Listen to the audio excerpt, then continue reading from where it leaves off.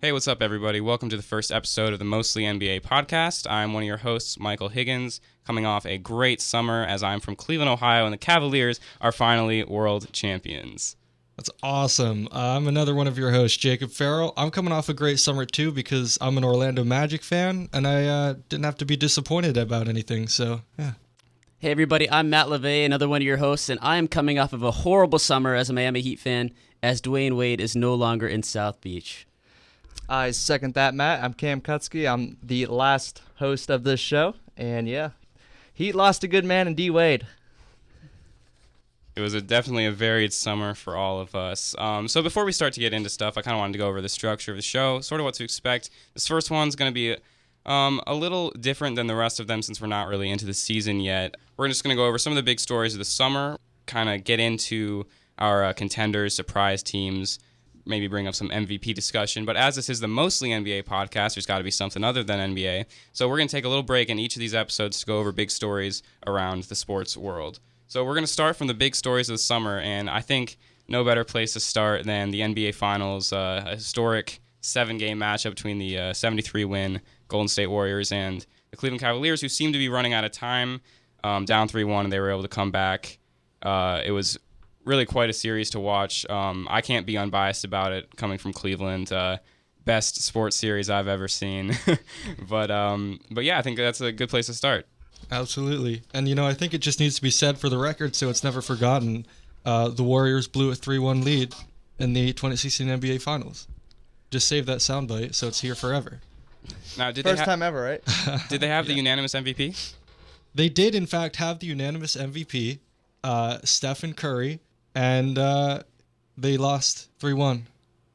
Yeah, again, it really was a fantastic series, and I've heard a lot even from the unbiased fans who didn't really have a dog in the fight. It was kind of, one of those classic 7-game, not really a David and Goliath, because you can't really be a David when you've got LeBron James on your team, but, a lot of people, me included as a Cleveland fan, kind of didn't see how the Cavs were going to, get out of this hole they were in, not just this season, but in the seasons going forward. It kind of looked like, it was year 2. It wasn't really working out. Golden State was really getting the best of the Cavs each year. So it didn't really look like there was going to be much competition for them, especially with this fully healthy Cavs squad with a better bench, no injuries. They go down 3-1. It kind of looks hopeless, but they were able to pull it out, and it definitely makes the summer a lot more interesting.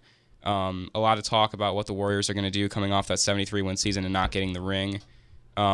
They obviously addressed that in the summer, but before we get to that, I wanted to get some of your opinions on the magnitude of the series and how you think it ended up finishing. Yeah, it was an incredible series, to be honest with you. As a Miami Heat fan, I didn't particularly have a dog in the fight. But, to overcome a 3-1 deficit like that, they had absolutely no life, down 3-1.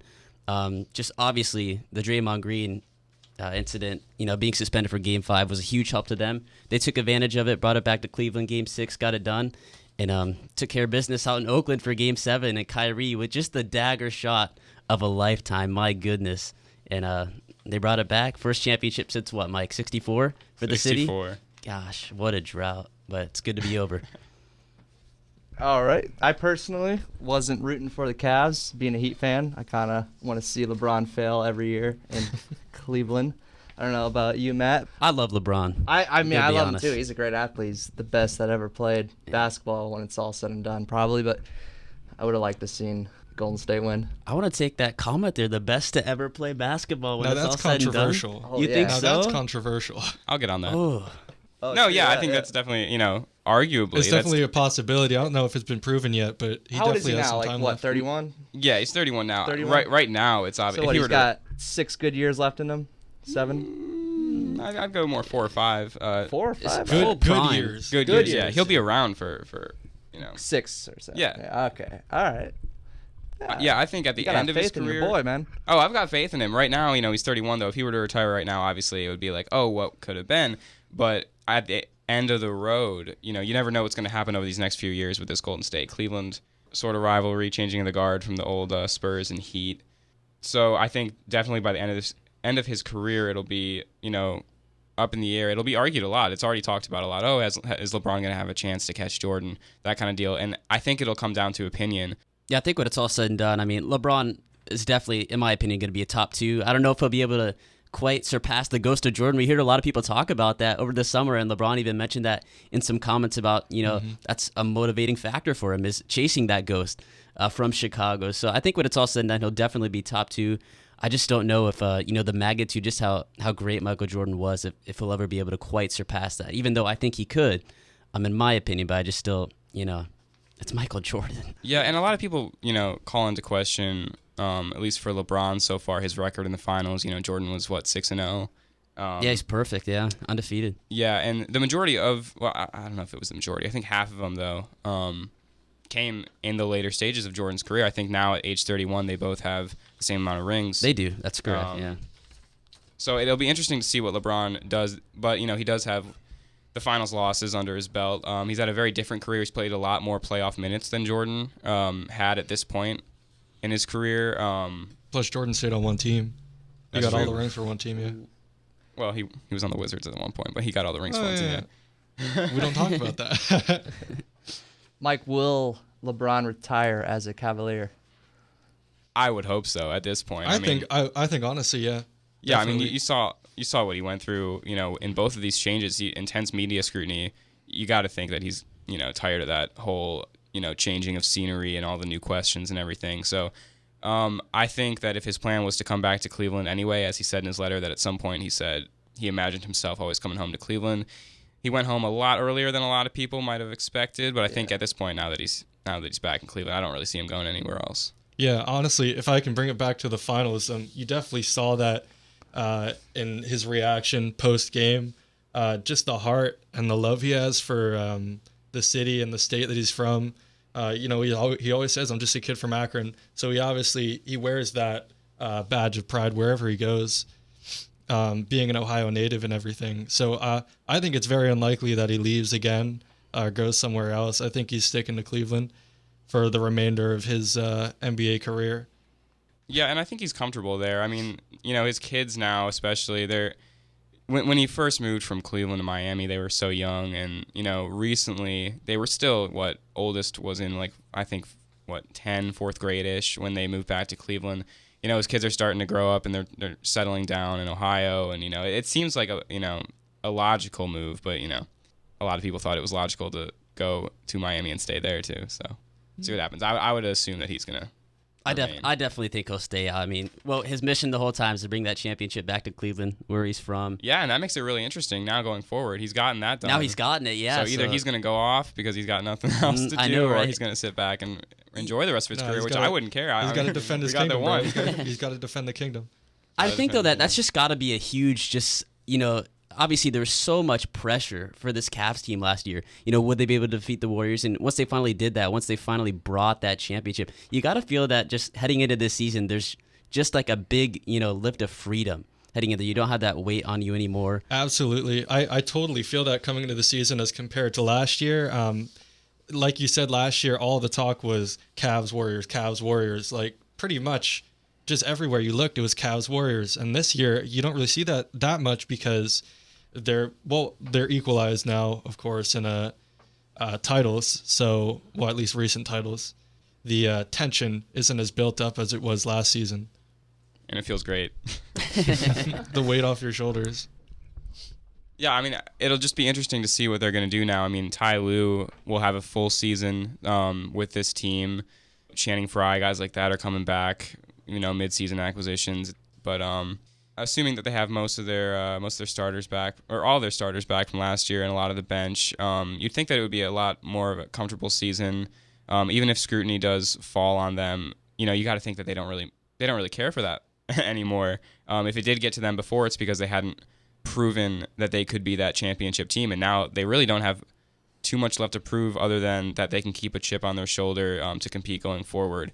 But I think what really changed the scenery of the summer, it kind of went from celebrating the Cavs across the NBA, like celebrating, the fact that LeBron could finally get it done and there was a lot less pressure, to just having this hammer dropped on us that Kevin Durant, top free agent in the league, was going to Golden State, the top team in the league, which hasn't really happened before. And since then, it's kind of been all right, well, now will the Cavs be able to do it against this team, or will the Warriors win every single game this season, including sweeping through the playoffs? Like, what's going to happen to OKC now? So I kind of want to get your opinions on that, like what you think the Durant to the Warriors kind of does to the face of the NBA. Yeah, honestly, like you said, when that news got announced, it was just a bombshell. Like anything that was being talked about before, it was immediately just swallowed up by this wave of, oh my gosh, KD's going to the Warriors. He's just chasing a ring. He's not loyal. And like at the beginning, there was a ton of KD hate, and there still is a ton of KD hate because people were just mad that he left the city that started him. And it does seem like he's chasing a ring, going to the Warriors, going to the team that beat him and took the Western Conference from him and his Thunder last year. It's definitely interesting. I don't really hate KD that much. I think he's an incredible player. I think he's an awesome player. So I can't really give too much heat to him. Of course, it is a little moving to the arguably the best team in the nation as one of, the top free agents in the nation. I mean, people have complained like this is really the first major instance of this happening where you have two of the top 3 players in the league on the same team. Right. Because if we're going to say Steph Curry, LeBron James, and KD are the top 3, it's kind of unprecedented. And I think a lot of people are just upset to see a super team, I guess you could say, assemble in such a way.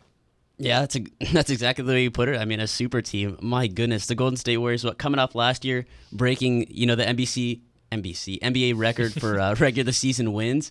I mean, you do that, you go all the way to the finals again. I mean, you arguably should have won the finals, but I mean, just they're already so stacked, and to add KD to their team, just incredible. And just what I felt was just so intriguing to me was just the way, the OKC lost that series up 3-1-2, and to just really kind of give it away with crucial turnovers in the last few games and just, questionable decisions, from Durant and Westbrook both. But it's just the way that Oklahoma City lost, and to see Kevin Durant go there, just a few weeks after that was just, I think, what really caught most people off guard. That's what caught me off guard. Durant had probably the most pressure and scrutiny on him through the end of the season and through the entire summer because, you go up 3-1 and people are thinking, gosh, this Thunder team that, it took a while for them to get it together in the season, they're going to knock off the Warriors, and they looked like the strongest team in the NBA. Like I heard from a lot of people who, were texting me, oh man, like you're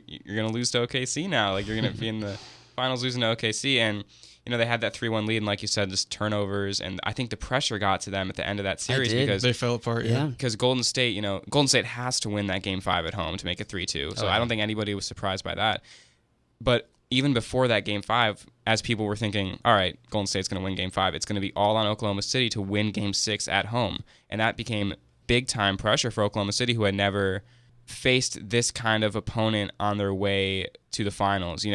They beat a very good Spurs team in 2012, but that wasn't the same caliber of opponent that Golden State was, that, they can hit 4 shots in a row, turn the game around, and really turn the series around, which they did. Klay Thompson went off for, I believe, 11 threes that game. Oh, he had a ridiculous game 6. He just ended it. He single-handedly took control of that game. I think Klay Thompson did a lot for the Warriors. Oh, yeah, for sure. In many a game, but yeah. And to be fair, Oklahoma City didn't die. They did come into game 7 strong, and, it was a very tough game, but it's so incredibly hard to win a big game in Oakland. Yeah, Oracle, just the fans there are just absolutely nuts. You can't hear anything. It's just obviously, the most difficult place to play in the NBA by far. Yeah, so I think I know a team that did it though. Kyrie knows all about that. Yeah, and it was hard. It was hard, but I think, that disappointment for Durant and, having, he fell apart. He was one of the main reasons that Oklahoma City couldn't finish it at the end. Yeah. And I think that pressure, that scrutiny, the thought that, Golden State's just going to be in their way the next season. They can come back to this point, but it's going to take a full season of work to even get to that point to face Golden State again. And will they even beat them? I think he kind of just let go of, the criticism that was always coming his way. And he kind of figured, I got to do what I've got to do, which is kind of what LeBron did in Cleveland. They didn't feel like they could win where they were. So they went about it in a little bit of a different way. The Heat kind of formed a new team, whereas Durant's kind of joining that super team, the class of the league, really. But I think what's interesting in Golden State's case is there's a bit of a shakeup there. It's not like they have their roster and they added Kevin Durant. They did lose a lot. They had to free up the salary cap space. They lose a lot of their bench. They lose a few starters. They lose Andrew Bogut. You got Harrison Barnes gone. Maurice Spates is gone. Even on their coaching staff, Luke Walton, who was such a big part of that team last year when Steve Kerr was missing and such a strong voice on that sideline, he's gone in LA now. So it's definitely a different team. They fill in some pieces. They get JaVale McGee. They bring in Zaza Pachulia, people like that. But, they've still got Sean Livingston, Andre Iguodala. So it's a little bit of a different team. They switched up some pieces sort of to fit around those four guys who are starting, and Curry, Thompson, Green, and Durant. There's not much more you can fit on the court there. There's not much talent. If you were to add a fifth talented piece, it's almost inefficient at this point. Like, they're just so stacked in that starting lineup. So I think it changes up the team a little bit, but I don't see them having all too much trouble.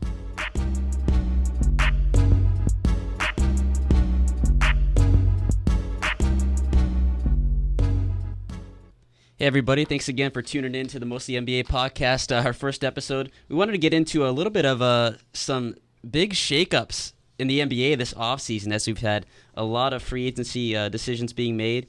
The biggest of them all, in our opinion, is probably got to be Dwayne Wade going to the Bulls, and obviously Derrick Rose headed to the Knicks. What are your thoughts on the Bulls, guys?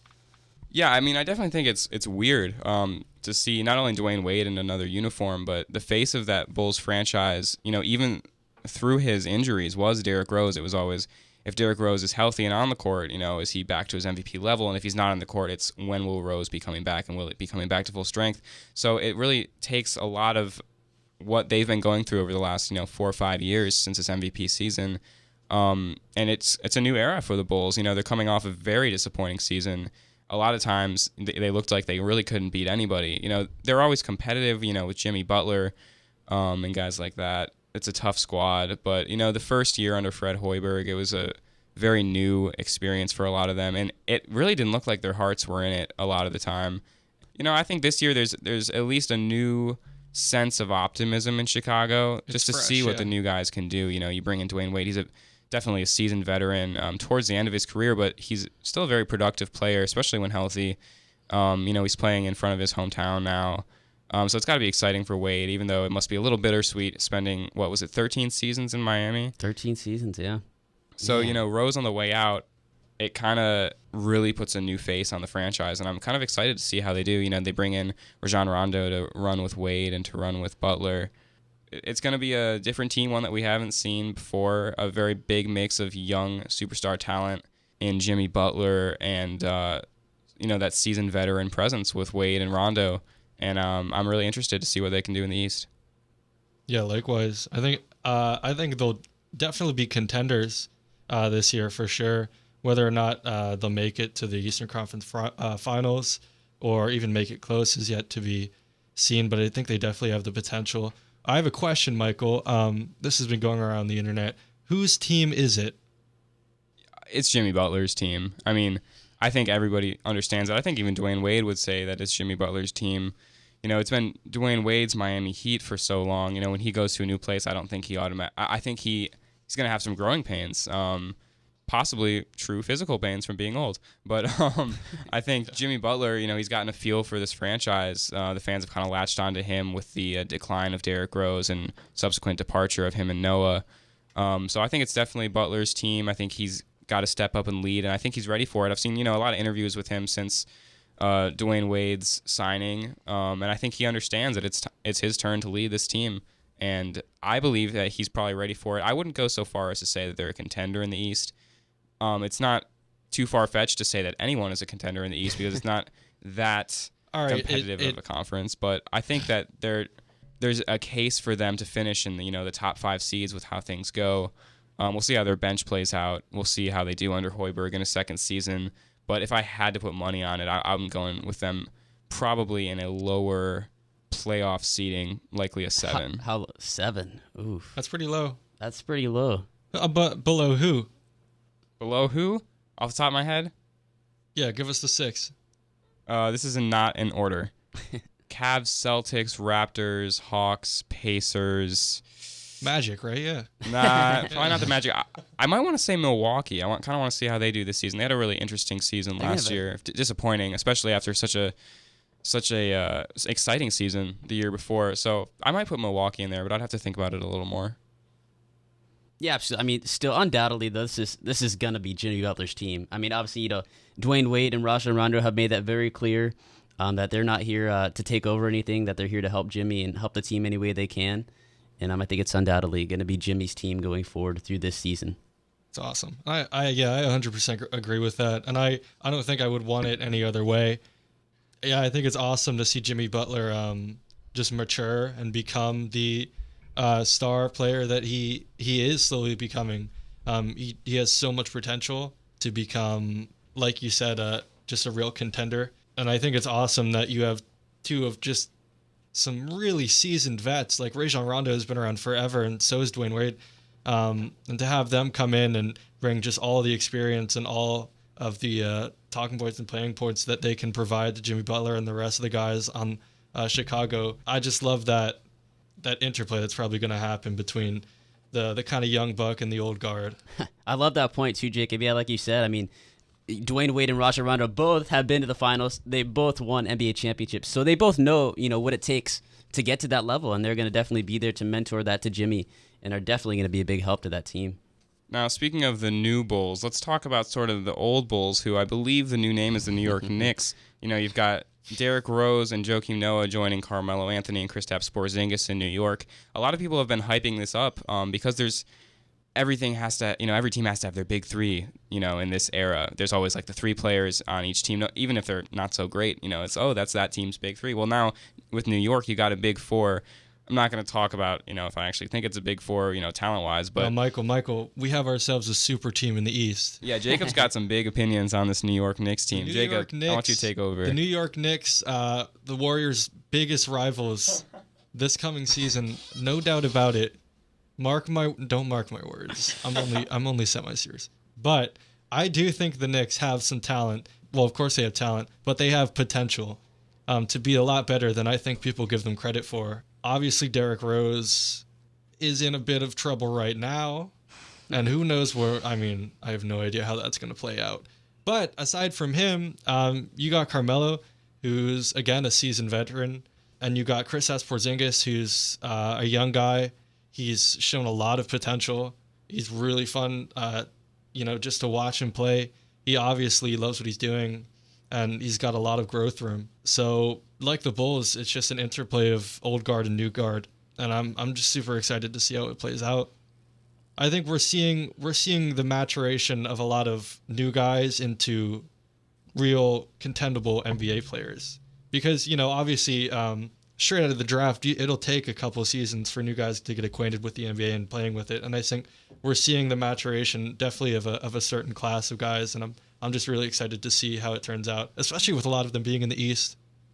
Yeah, I've definitely got high expectations for the Knicks. It's just an interesting team. I mean, if Derrick Rose can just stay healthy, I mean, that's a big if, obviously. But if Rose can stay healthy, obviously Noah, of course, we can't forget, is coming off of an injury last year, so we'll have to see how he plays out. But, I mean, if that team is healthy, Derrick Rose, Melo, Joakim, I mean, my goodness.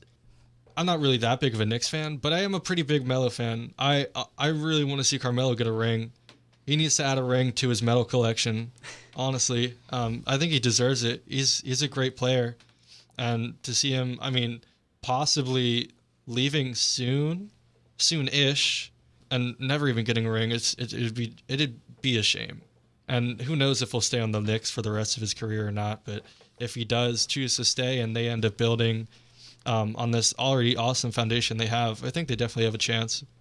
But if they can just stay healthy, and we can't forget Brandon Jennings is on the team too. I mean, I totally forgot about Brandon Jennings. They've got some good players, and Phil Jackson has done just a tremendous job this offseason, and they have a very bright future to look forward to. But we'll just see how it plays out. They can all gel together. There's definitely the potential to compete. I don't know if they're gonna dethrone the Cavs there in the East with those bold words from Jacob earlier, but I mean, hey, anything's possible, baby. It's the association.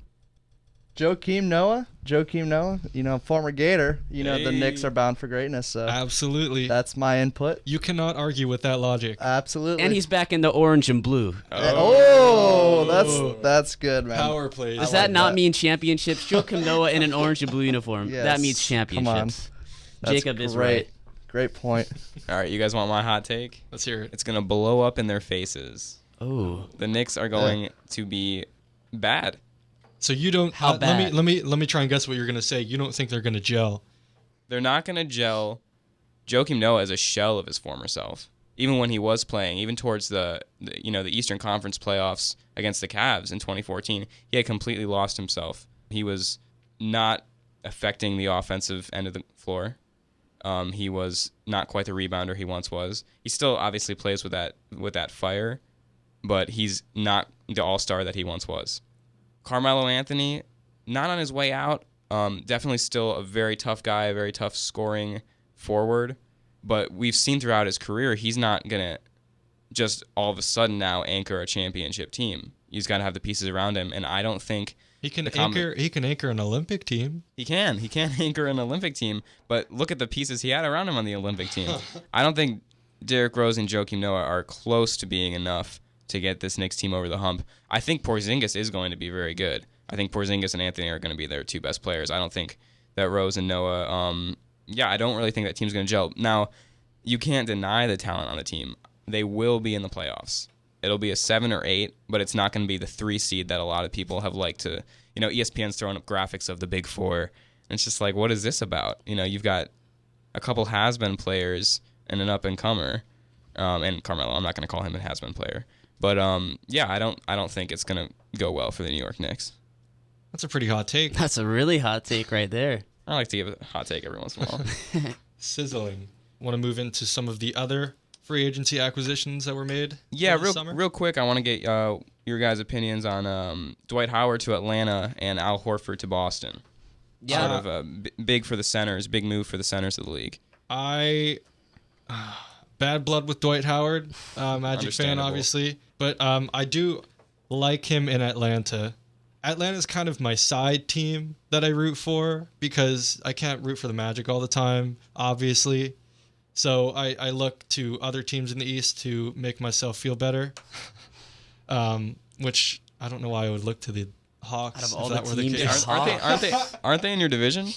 They are, yeah. Yeah. I've always liked the Hawks, though, and I like the way they're looking this year. I think Dwight Howard is a great fit for them, and I think he has the potential to take off there.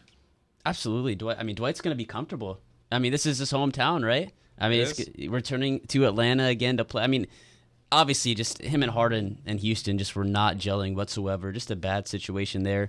Out of all the teams that Dwight could have gone to, this way I look at it, it's got to be the best possible option for him back in his hometown, being able to play. There's not a lot of star power per se. Obviously, you have Schroeder on the team. Jeff Teague is now gone. But there's some good role players, and they have the potential to maybe make some noise in the East, but we'll see. But this is definitely the best fit for Dwight, in my opinion. Mm-hmm. Yeah, I think whenever you put a lineup like that on the floor, you've got a pretty dynamic point guard in Dennis Schroeder. But when you've got Paul Millsap and Dwight Howard anchoring like the block, that's different than most of the league right now, who's starting to build through guards and spread fours and shooters on the perimeter. They're seeing what Golden State's doing, and it's tough to beat that when you're not that right now. So I think it'll be interesting for the Hawks. I do see them quietly being a contender in the East. I think their ceiling is probably second round of the playoffs, which it usually is for Atlanta. It usually is. But, I think there wasn't too much of a change there. You lose Jeff Teague, but you've got a serviceable point guard in there already. And you bring in, at very least, a physical force in Dwight Howard. So I do think it's a good situation for him. I think for him, if he wanted to win, to be with a better roster, Boston would have been the move. But I think if he goes to Boston, Boston's in a worse situation. Boston, though, picked up Al Horford, which was huge for them. Much better get than Dwight Howard would have been. What are your thoughts on Al Horford to Boston and possibly creating, the next best team in the East? Look, the Celtics were already a good team, as is, obviously. A lot of hype about them, with or without Al Horford coming into this season, one of the best teams defensively in the league. Obviously, Brad Stevens is regarded as one of the top coaches in the league right now and up and coming, and he's still so young. So he's going to be a force to be reckoned with in the future. But The Celtics, I mean, that's just a huge acquisition for them. Al Horford has been so consistent. He's one of those players that he's been an all-star before, but still, he doesn't get that, that high praise that some of the other centers do in the league. But he's one of those guys that is well respected by everyone in the league, and he gets his job done, and that'll be a really good fit for them. Up in Boston, they're going to be a good team this year. I got a really good feeling about them. Yeah, what do you guys think is like the ceiling for that Celtics team? Because there's a lot of stuff up in the air in the East. There are, the Cavs have, I don't want to say they've cemented themselves, but they've cemented themselves as the best team in the East after 2 years. Absolutely, I'd say that. You've got, a lot of teams up in the air for those second and third spots. As you saw last year, I mean, Miami came out of the pack with that third seed when they were, a game away from being the sixth seed, which went to Charlotte, and home court obviously went in Miami's favor in that series. So, there's a lot to be played for in the East when you've got competition like you do after Cleveland. But there's starting to become, a few levels. It's not anymore Cleveland and the rest. I think it's going to be Cleveland, a few teams below that I believe Boston falls into, and then a few more contenders that, the Chicagos and the New Yorks might have to fight for those last seeds. But where do you think Boston lies in that second tier of the East? In my opinion, I have them going to the Eastern Conference Finals. I think this team will be the 2 seed. That's in my opinion. I don't see anyone else. There's going to be other contenders. Obviously, Knicks and Bulls. Obviously, the Raptors will be up there again. But I honestly believe that this Celtics team can go to the Eastern Conference Finals. I don't think anyone's going to dethrone the Cavs, but I think that they could definitely be a 2 seed and make it that far. Yeah, I'd have to agree with him. I'm not a huge Celtics fan, so I don't want to see them really get anywhere near the finals. But I think, it definitely is a great acquisition for them. I think they'll definitely be contenders. Like he said, I don't think they're going to beat the Cavs. The Cavs they're just another animal. I think they're obviously the best team in the East. I don't think there's any arguing with that. But I don't think it's in the same way that the Warriors are the best team in the West. And that's why I like the NBA East a lot more. I think it's because it's just a lot more competitive. It's not so much a one versus all. It's like you said, there's different tiers. And in each one brings with it its own unique challenges and toughness. Cam, any thoughts on the Boston Celtics? Boston, first round exit, 5 games, easy. All right. Hey, they got to the playoffs at least. Yeah.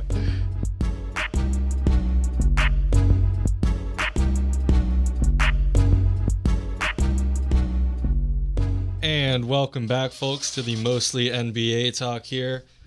We've been talking a lot about big events over the summer, but perhaps the biggest event of this past summer and indeed this past season has been of retirement. Just a lot of, to me, really sad retirements and major players leaving the league. Guys like Kobe and Tim Duncan leaving, 2 honestly of my favorite players.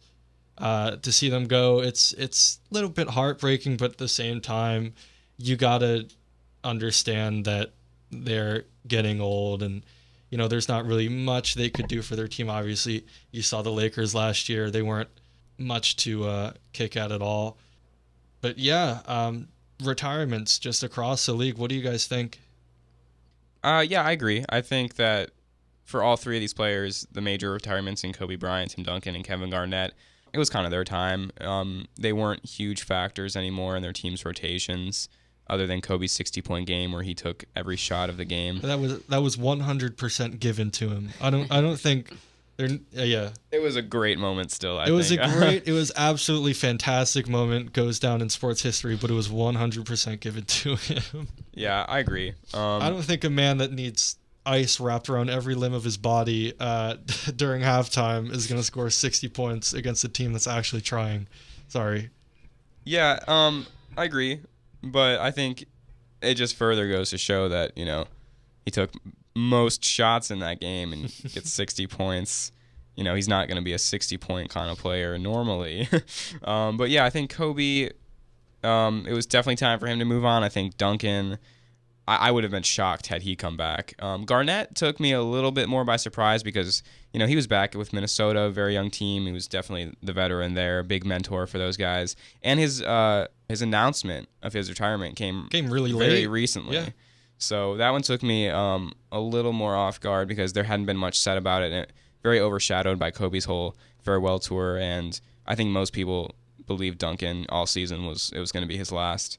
But he went out in the most Tim Duncan way possible, not saying anything until after the season, just feeling, yeah, I'm done. But yeah, I think it's not so much a changing of the guard because, you know, those guys pretty much all handed their torches already. You know, Kobe Bryant hasn't been Kobe Bryant for a couple years. Mm-hmm. You know, Tim Duncan, I think the Spurs are in good hands with LaMarcus Aldridge taking over his duties. And Kevin Garnett, you know, the Timberwolves are just going to be another thing entirely in that Western Conference in a couple seasons. So I don't think they're leaving their teams with any big holes. I think they all end with absolutely Hall of Fame careers. And yeah, I just think it was a good time for them all to move on. Yeah. So Kobe Bryant, you know, biggest name in basketball. I can even say that. So of that generation, it's kind of sad to see any name like that retire. Can any of you think of another athlete in any other sport that retired recently that just, you know, it's sad to see them go? That had such Such an impact. Yeah. Probably not quite to the extent of Kobe Bryant. You know, you've got David Ortiz retiring. I mean, those people are once in a lifetime. but- David Ortiz is a good example, though. Mhm. Derek Jeter last year as well. Yeah. sure. But no one else? I don't think I think it's because Kobe had his farewell tour and there was so much hype and there was so much talk about him leaving, and basically the entire season was slightly a marketing campaign for Nike and all that. It was absolutely everywhere, seeing Kobe retiring, you know, greatest of all time, stuff like that. But yeah, I don't think any in recent memory for any sport had quite the impact that Kobe's retirement had on just the general public. And you know that Kobe loved every second of that. Absolutely. Who wouldn't? He savored that. Yeah, for sure, I would. I want to get into the draft a little bit. It wasn't as high profile an NBA draft as some past years have been, but you know, definitely some big talent on the board with Ben Simmons, Brandon Ingram, those kind of guys. Unfortunate to see Ben Simmons get hurt so early. That's kind of Sixers luck. That's Curse of the what happens when you 76ers. go to Philadelphia, bro. But you know, they get something back with, you know, Embiid finally being healthy, something to hold them over See how until that Simmons plays comes out, back. yeah.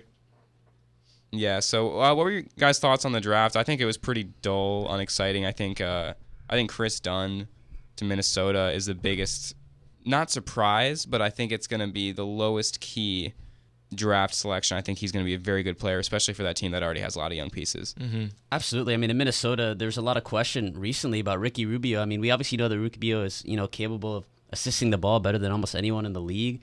But obviously there were some questions as far as his scoring, you know, offensive efficiency in that area. They needed a point guard that can shoot, and Chris Dunn brings that as well. I mean, that doesn't mean Rubio is gone. He's still his position. But Chris Dunn will be there, and he'll be, you know, a solid point guard to have for many years to come, who can score the basketball and can facilitate in many different areas. So definitely a big draft pickup for them. And Ben Simmons, my goodness.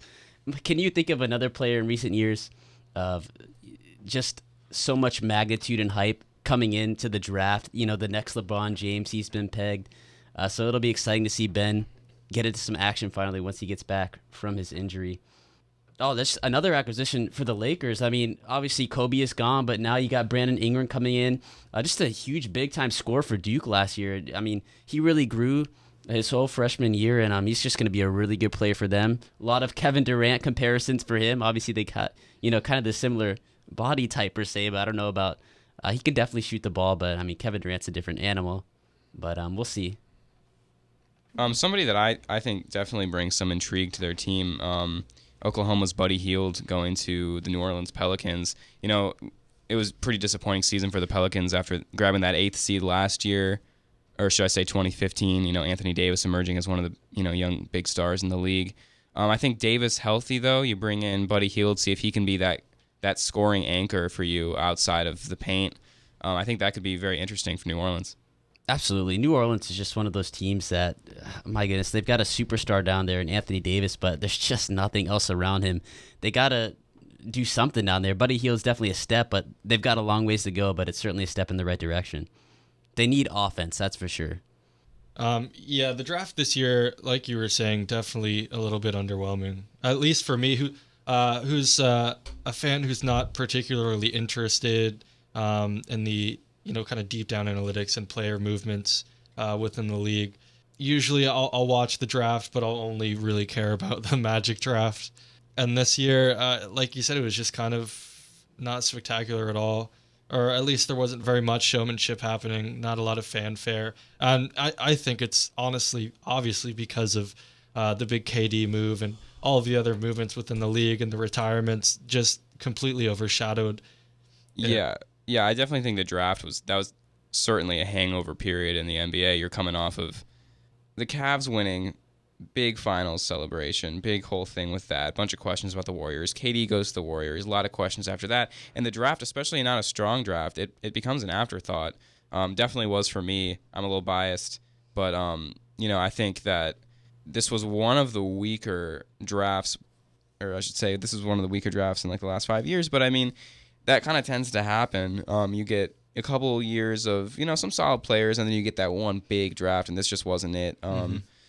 But I think, there's definitely some intrigue here. I definitely think people are underselling Jaylen Brown for one thing. Yeah, Jaylen Brown coming out of Cal, that was a very good team last year, and people sort of forget about that. They had that early exit in the tournament.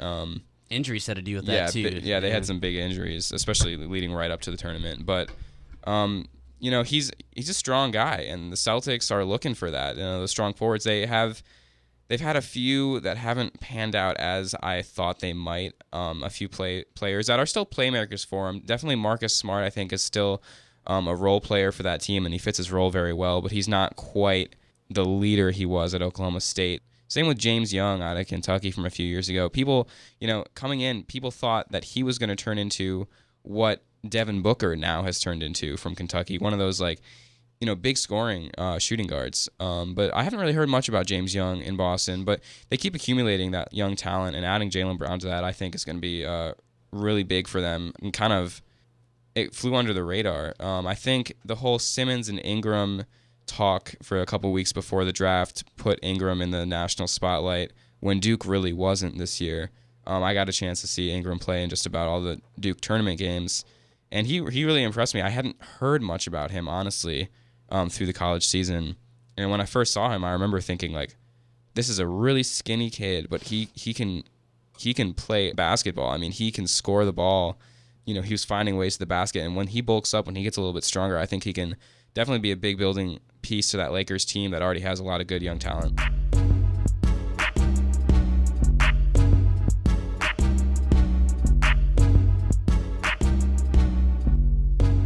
And we're back with the Mostly NBA podcast. Right now we are going to predict our biggest contenders of each conference in the National Basketball Association. Starting off with Mike, you got this? I can take it for sure. All right. A little difficult to call this one because I think there's going to be a bit more parity next year. A lot went on outside of Kevin Durant going to the Warriors. A lot of smaller pieces were moving around, improving teams, making teams a little worse, losing bench pieces. So I think that under the, big moves of Golden State and the big news of Cleveland, a lot went on under the surface of that, which is going to change up these conferences below those top two teams a bit. So starting with the West, Golden State is going to run away with it. I don't think, even if they... I think that's not even debatable. Yeah, I mean, even if they have a few growing pains, which wouldn't be a huge shock, they're going to get that together very quickly. They're a very good team with adjustments. They believe in their system. They know their system. And...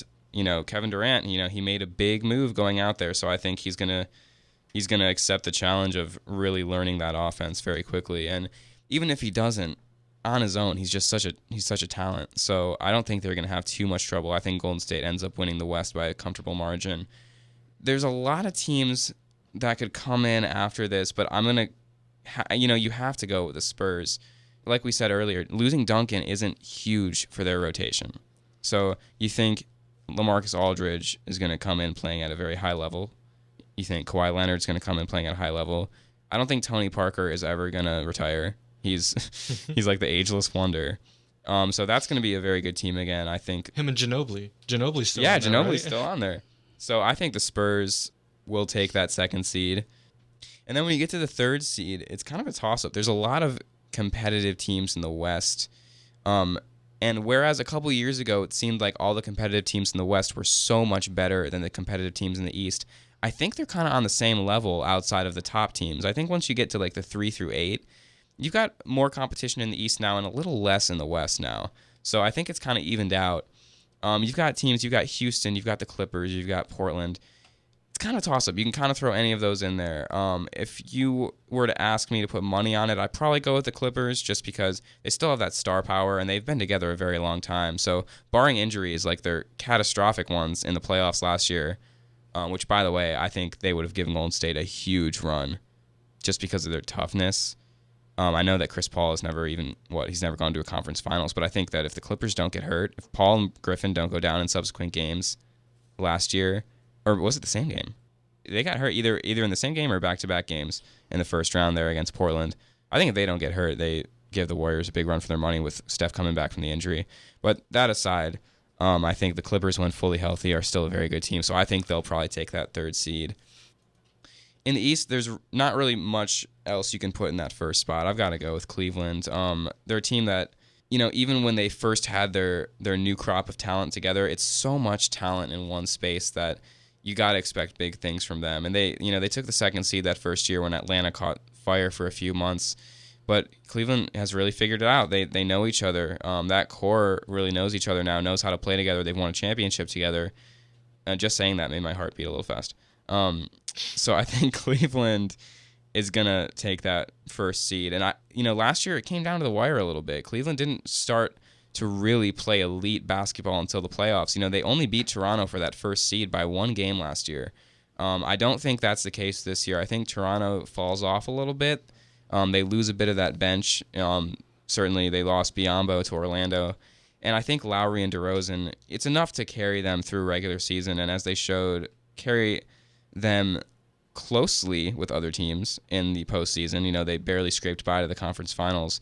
And they're a competitive team, but I don't think that's quite enough to get them the 2nd seed. I'm going to go out on a limb here, and I'm going to go for my second hot take of the series. Hot take. Hot take. Hot take? Are we all supposed to say it? Hot take.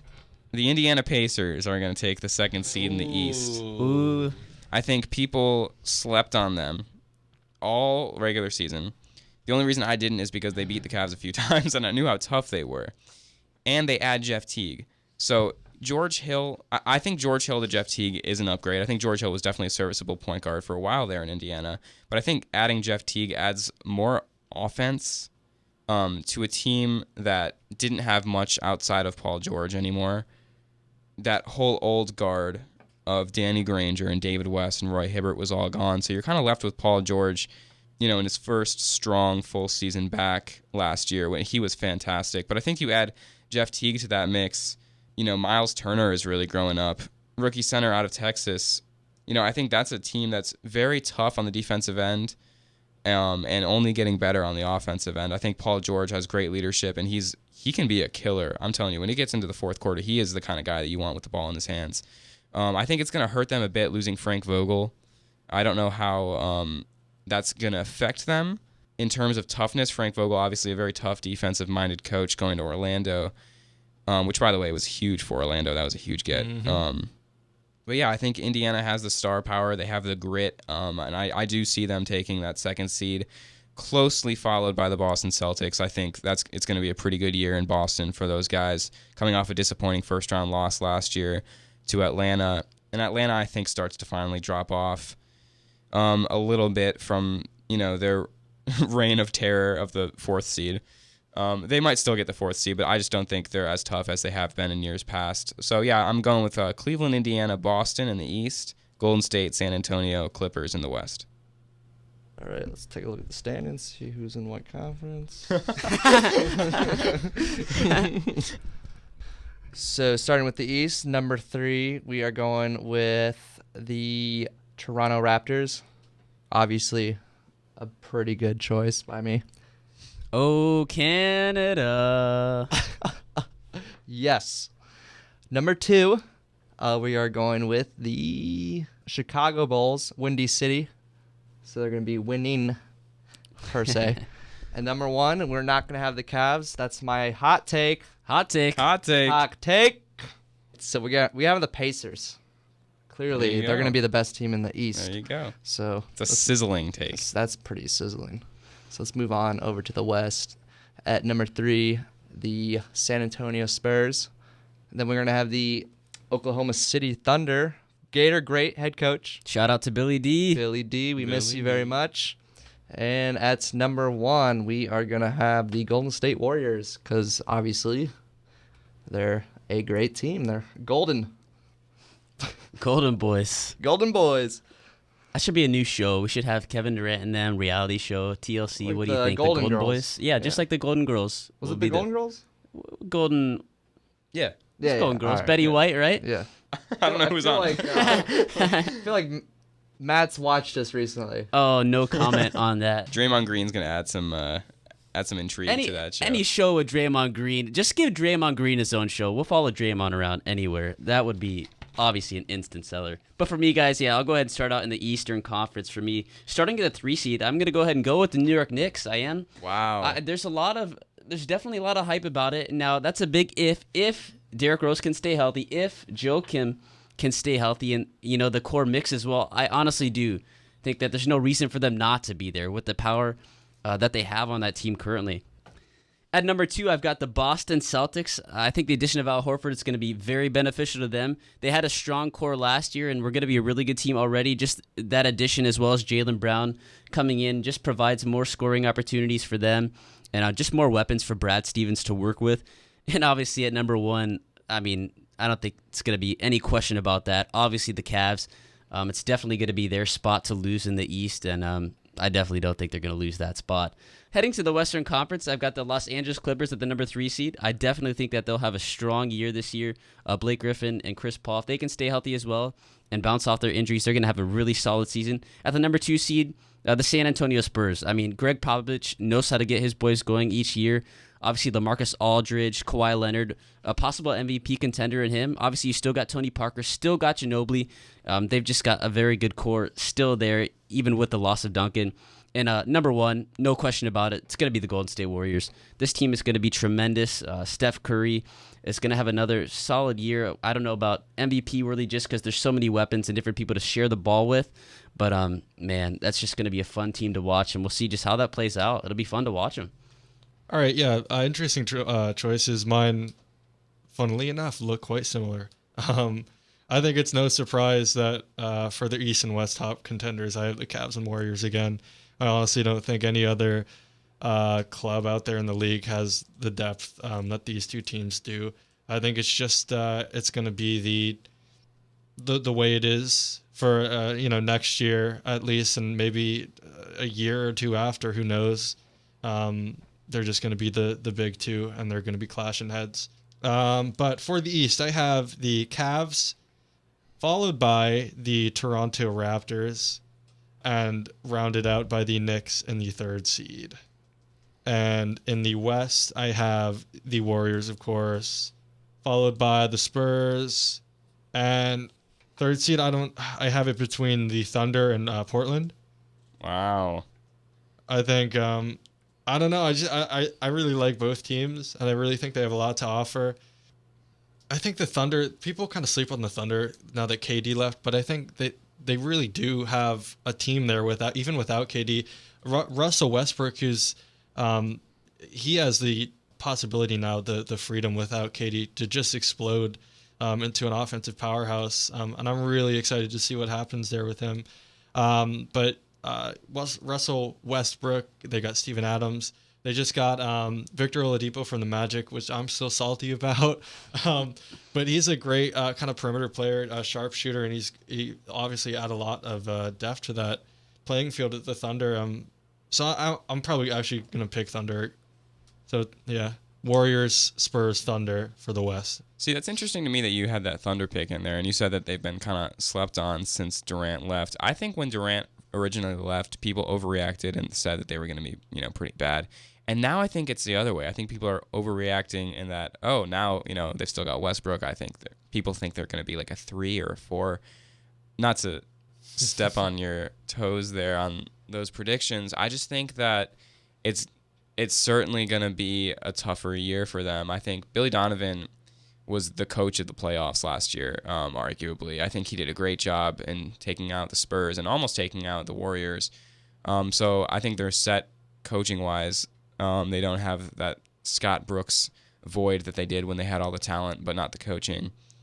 But yeah, I don't think it's quite enough for them yet. They're going to be a good team. They're going to be in the playoffs, but I see them a little bit lower. If I had to guess, I'm going to go with like a 6, I think, for Oklahoma City. I think that a lot of star power in Russell Westbrook and a lot of solid role players, but I don't think it's much outside of that. All right. I mean, that's fair. That's fair enough. But that can lead us into our next little segment. We're going to go through, each of us has a surprise team and a disappointing team, sort of outside the realm of, our top 3 picks. We gave our hot takes with, the whole Indiana thing, but that more of a surprise team and being one that we haven't much talked about, or ones that we haven't much talked about that we think are going to make some noise in their respective conferences. So we'll start with Jacob. Who do you have surprising and who do you have kind of falling? Is it wrong that I have the same team for both? Because I do, and it's the Magic.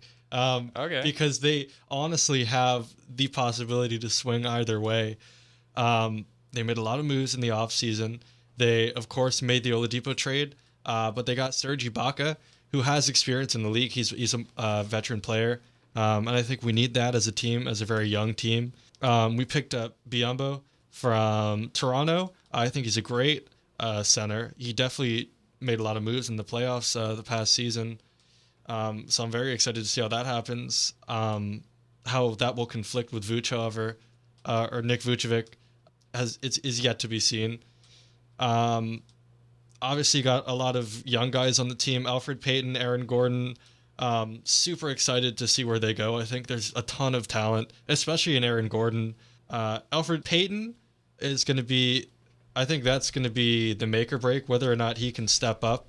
Obviously, I don't know if you followed this, but Scott Skiles, our previous coach, was fired, and Frank Vogel, of course, brought in. And apparently, according to rumors, it was because a decision on point guard was just too costly. I'm not sure if Skiles wanted Payton at point guard or if the ownership did, but one of them wanted Payton to be the guy at point, and there was a disagreement there, and that's why Skiles left. So obviously a lot hinging on Payton's performance in the coming year. So obviously if he comes out and does well, and if the rest of the guys come out and do well and stay healthy, Evan Fournier hadn't mentioned, but he's an awesome player. Even in the preseason games here, he's been showing up and putting up a lot of numbers.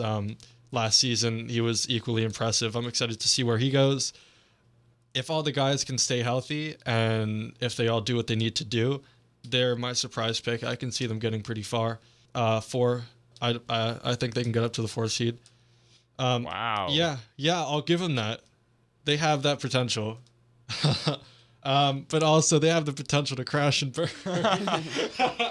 And I'm super nervous watching some of these preseason games. That might end up being the way it ends up playing out. I think there's been a couple injuries. I think Aaron Gordon was out for at least a game with an injury. I think he might still be out now as of when we're talking. But he really needs to get back out there. I'd really like to see what we can do with Serge Ibaka, putting him in there and maybe playing with him, being on the court. It is yet to be seen if Alfred Payton can come out and do what he needs to do in order to take us to another level. But yeah, Orlando Magic.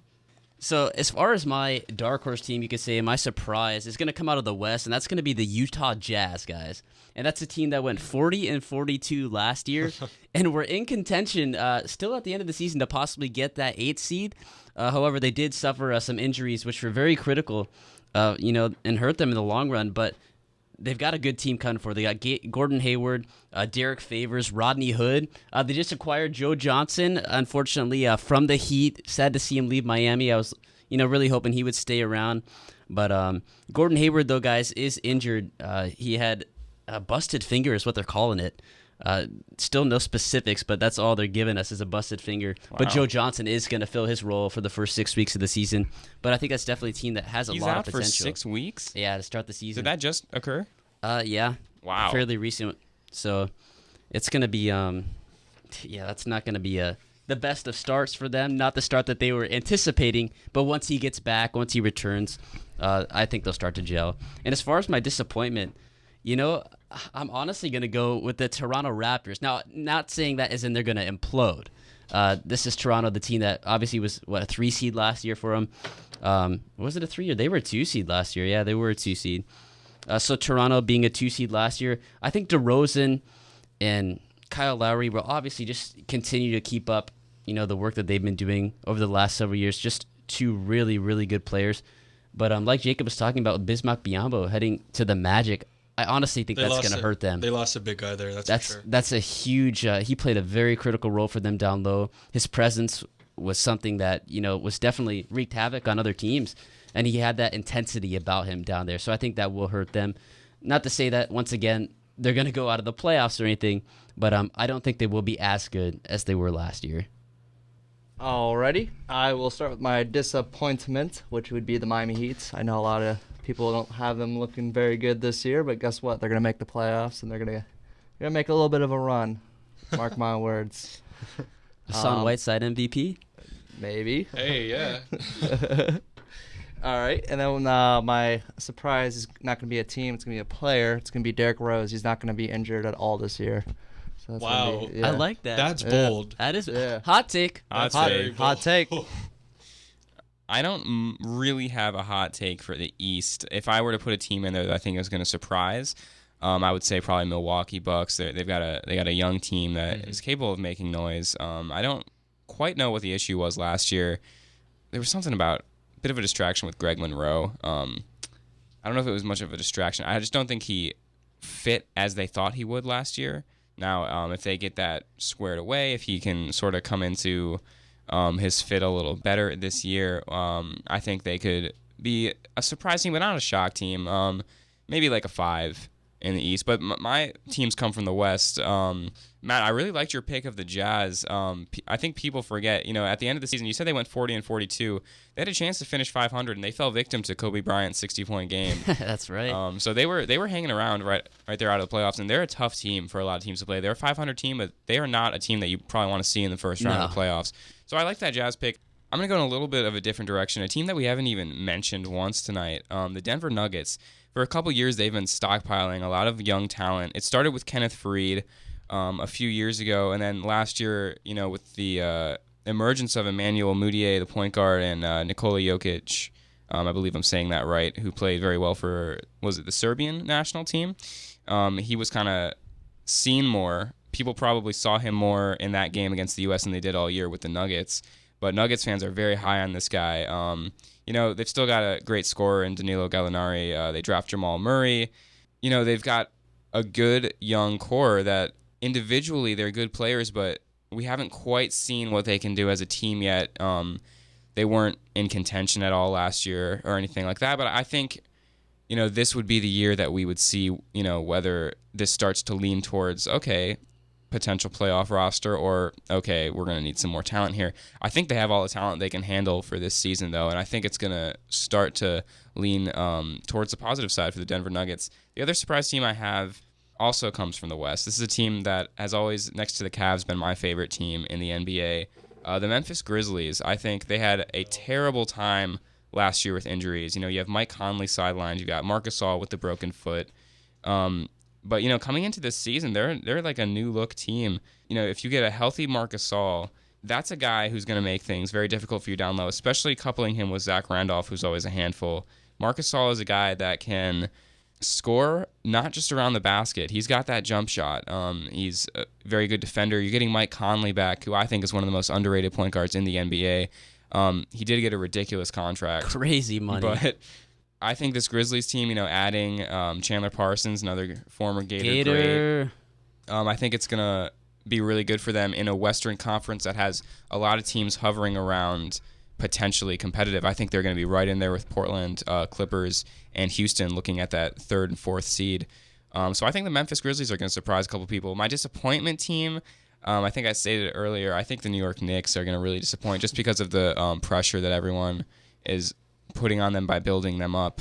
I don't think they're going to be the worst team in the league, but I see them scraping by and maybe barely making the playoffs. The other team that I'm not as high on as a lot of people are the Thunder. I believe I mentioned that a little earlier. But like I said before, I think like a 6 seed is something for them, maybe fighting, around where Dallas usually is. I think it's going to be an interesting year for them. But yeah, I'm going to go with Knicks as my disappointing team. So bridging into players, I want to real quick touch on who you guys are expecting to come out with that MVP level of play. The last 2 years it's been Steph Curry, unanimous last year, and he completely deserved it, I believe, both years. I think there's an argument to be made 2 years ago for James Harden, but I think this year it changes it up a little bit. You're crowding that offense in Golden State by adding Kevin Durant, an offense that already has several guys putting up 20 a game at least. Curry put up 30 a game last year. So I think that opens up the conversation a little bit more, and I'd like to hear who you guys think is going to be in that race. Yeah, I kind of mentioned it before, but my pick for MVP has got to be Russell Westbrook. I think the departure of KD opens up so many new possibilities for Russell Westbrook to take command of that team and take command of the scoring in particular. I mean, you look at Steph Curry and you look at the past MVP nominees for the past couple years or so, and it's been mainly offense focused. So if we see a Russell Westbrook that just comes out the gate and absolutely explodes with power and offensive capability, I think he has a really strong chance of getting up there this year and even winning the MVP. Yeah, Jacob, you got an excellent point there. Russell Westbrook, this is honestly, in my opinion, you can put this as a hot take. I don't know if it's a hot take or not. We'll see, but this is definitely his MVP to lose. I mean, there's so much hype surrounding him this season. Kevin Durant is finally gone. This really opens up the offense for him. I mean, everything's going to flow through him. Obviously he's their only star now on that team. They have really good role players in Steven Adams, Enes Kanter, and obviously Oladipo, which will all, bring their own different facets and assets to the team. But definitely this is Russell Westbrook's time. He's been waiting on this for a while, guys. We all know that. We all know when Kevin Durant, went down a few years ago, he really took off, and he was in kind of that MVP consideration a little bit, even though it just was too late in the season for him to really get a good campaign going. But definitely, Russell Westbrook is going to have a tremendous year, and he's going to make some noise. Yeah, Look out for OKC. For sure. That's not a hot take. That's not a hot take. I think last year, who was it? Mark Cuban? Was he the one that said Oklahoma City only has one superstar? Yep. That got to him. That got to Russell Westbrook, and I think that coupled with KD leaving, I think it's really kind of just shift him into a whole new gear of focus and determination and drive, and we're going to see him just absolutely explode next season. I'm excited. LeBron James. LeBron James. There you go. That's mine. I couldn't tell you, boys. Sounds good. I mean, I would love to see LeBron James win an MVP, but I think LeBron James to win an MVP would have to be playing a lot of minutes, number one. And that's something that I know the Cavs don't want to do. I know Ty Lue has already come out and said, we're going to be really watching LeBron's minutes this time because, why not? At this point, they've won a title.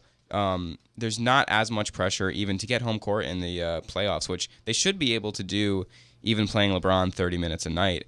I believe they plan to play him somewhere in the 30 to 35-minute range because he's got a lot of minutes on him. People forget, he is only 31, but he's played deep into the playoffs most of his years in the league. So I don't see LeBron pushing himself enough to win that MVP to be that best player in the league statistics-wise during the regular season because he just doesn't need to. There are guys on the fringe. You look at James Harden now without Dwight Howard. He's always a guy that, he controls the game. When the ball's in his hands, he's an elite scorer. I don't think it's going to be Harden this year, though.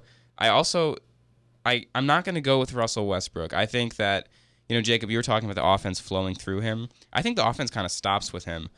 He's not as much of a facilitator as most point guards, but that's not a terrible thing in this NBA. You got a lot of point guards who are big scorers now, Kyrie Irving being one of them. Russell Westbrook is going to have big points numbers because he's the kind of guy that racks up the points. He will drive to the hoop from 80 feet away on a fast break. But I'm not sure I see him coming out with the MVP this year. Instead, I'm going to go runner-up Paul George of Indiana. I think they're going to be the number 2 seed, so someone's got to get him there. And I think Paul George is going to continue on his fantastic play from last year. But my MVP is going to be Kawhi Leonard this year. several-time Defensive Player of the Year in San Antonio. He's, sort of like the quiet menace in the West. People kind of forget about San Antonio, even though they had that 67-win year last year. They were really overshadowed by Golden State. And, then when they failed to make a lot of noise in the playoffs, I think people are kind of forgetting about them. And Kawhi Leonard is the kind of guy, he's going to give you a great defensive effort every night. He's going to be the kind of guy that you can rely on to score. I mean, Jacob, you'll remember last year, that big clutch game-winning shot against the Magic. That's the kind of guy that, Kawhi Leonard can be that kind of guy for you. I think he can be a lot for the Spurs. And it's opening up a bit more. He's becoming the face of that team. He's a very young player. He's already got a Finals MVP under his belt. I think you take his defensive prowess and his lack of mistake making, I think, is one thing that he's very focused. And before Steph really took off with the MVP last year, it was kind of the first couple months of the season. Everyone was talking about Steph Curry and Kawhi Leonard. Steph Curry and Kawhi Leonard. Leonard is the kind of guy that I think he's going to have a very stable season, and I don't know if he's a dark horse pick because he has cemented himself as a top 15 player, possibly top 10. But that's my pick for the MVP. That's fair enough. I feel like, if I were to pick another, he'd definitely be up there as well.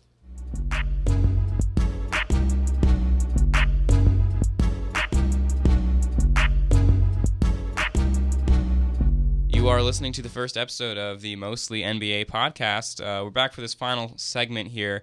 It is called the Mostly NBA podcast, so we're going to stray a little bit from the NBA. We're going to talk a little bit controversy in college football and then throw out a little bit to the MLB playoffs. So I'm going to leave it with Cam right now. Cam, what's going on in college football? So last weekend we had Hurricane Matthew come up the coast of Florida. It was Category 3, which caused the Gator and LSU game to be canceled. It is not canceled, postponed, as far as we know. So the controversy is whether we play this game, which is always a big matchup, LSU-UF.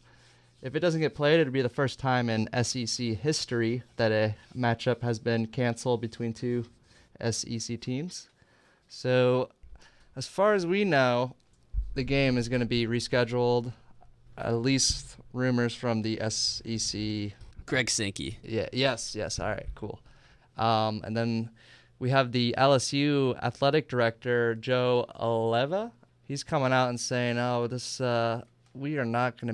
game's canceled. We are not playing the Gators this year. So it's kind of a strange situation. I'm not sure about you guys. What do you think if the game's going to be played or not? Yeah, I don't. This is just so difficult. I mean, you see different people throwing out, different strategies. Trying to fit the game in this weekend, or maybe trying to buy out the two teams, smaller schools. Presbyterian for Florida, and LSU buying out their small school as well, and possibly having those two teams play each other while LSU and Florida play each other. There's just it's like a math formula. Trying to figure out this last minute resort where they can fit this game into, and it has to be played. It's just for the integrity of the SEC. It definitely has to be played. My best bet at this moment would be that it would probably, they'd have to push back the SEC championship game. But then again, I don't know can you push back the SEC championship game though? It's so much factors that play into this, and guys, I don't know how they're gonna figure it out. That's why these guys are paid the big bucks to hopefully figure this stuff out. But I'm gonna leave it up to them. Yeah, exactly. And I think you said it there, big bucks is really what this is all about. It's such a storied matchup and rivalry within the SEC, and the fact that the possibility of it not being played definitely has a lot of people on edge, especially a lot of people here in Gainesville really upset that the game won't even be played here, if it will be played at all. And I'm sure people in Baton Rouge feel the same way. It really just is a game of big money, and whether or not either team is willing to either forego some cash or be willing to expend a bit more in order to meet the other on a playing field. It is really just a shame that it had to occur.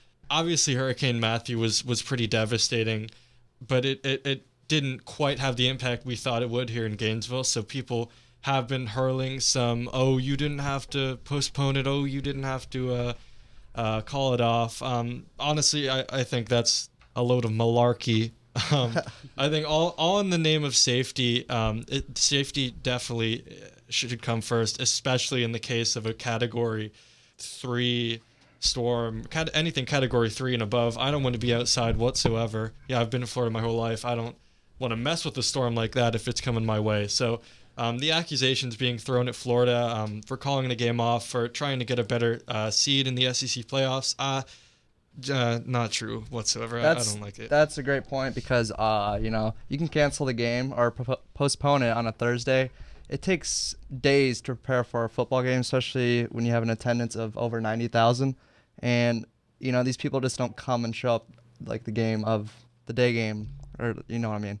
Yeah. But it takes a lot of preparation. You're talking about hundreds, possibly, I don't know, I don't want to say thousands, but a couple hundred people as far as security, policemen, those who work on concessions and all that.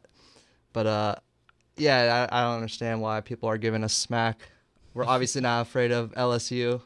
Clay Travis, feel free to chime in to our podcast, by the way, too. If he wants to come in, we'd love to sit down with Clay Travis. Add him. Let's add him. Add him right now.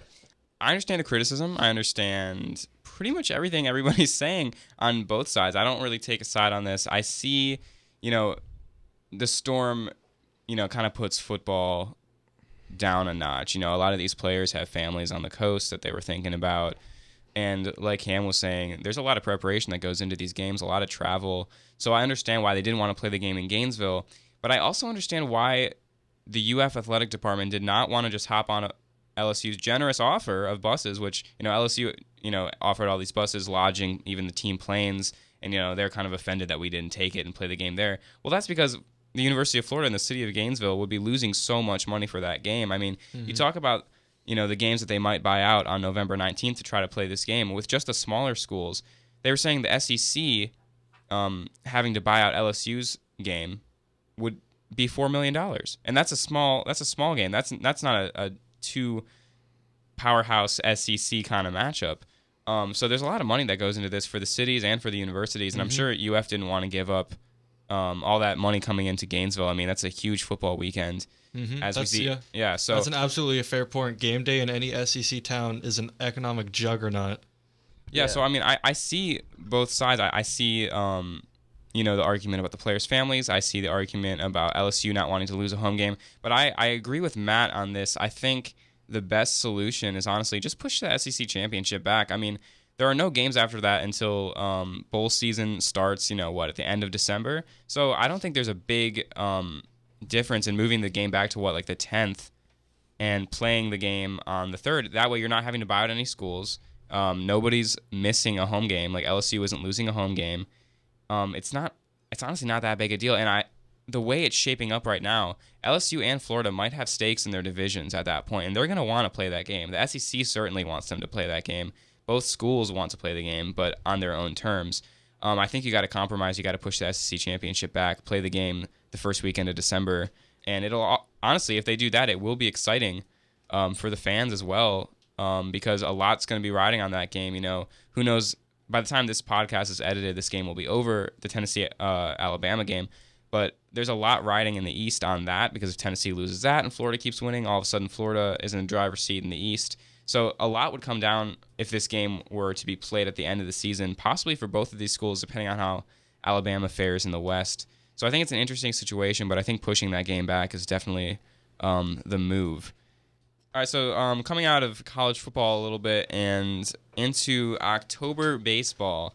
Very excited this October as a Cleveland fan. The Cleveland Indians just made the ALCS. They'll be taking on the Toronto Blue Jays, which is kind of funny because in basketball, the conference finals was Cleveland and Toronto as well. And then in the NL, at the time of this podcast recording, the Cubs just had a stunning comeback. Amazing comeback. To beat the Giants and move into the NLCS. And they will take on the winner of Game 5 of the Los Angeles Dodgers and the Washington Nationals. I think whatever team comes out of that series is just a sitting duck. The Cubs, I think, are just going to roll to the World Series. I feel bad for the Dodgers because I do think the Dodgers are going to win that, even though it's in Washington. I think it'll probably be funny when, after we wrap this up and they play the game tomorrow, Washington will probably win now that I said that. But, I think the Cubs have it in the NL. AL, it's really a toss-up. As an Indians fan, I don't want to say the Blue Jays are going to win, and I also don't want to say the Indians are going to win. So I think it's going to be a tough series. It's going to come down to pitching.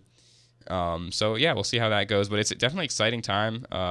October baseball, getting into November for World Series, it's always very exciting. So if anybody has anything to chime in on that, I'd love to hear it. Yeah, I'll say something now. Just I don't have a lot to say. I'm not a huge baseball fan, but as an outside observer, all the stuff going on, all the theatrics with obviously the Cubs' historic run at the championship here, it's really just awesome viewing. As like I said, from an outsider perspective. Also, I want to point out the San Francisco Giants blew a 3-1 lead in that game to the Cubs. That sounds familiar. That sounds very familiar from another Bay Area team. Very suspicious. Something's going on in the Bay Area. Something I'll is tell you. happening.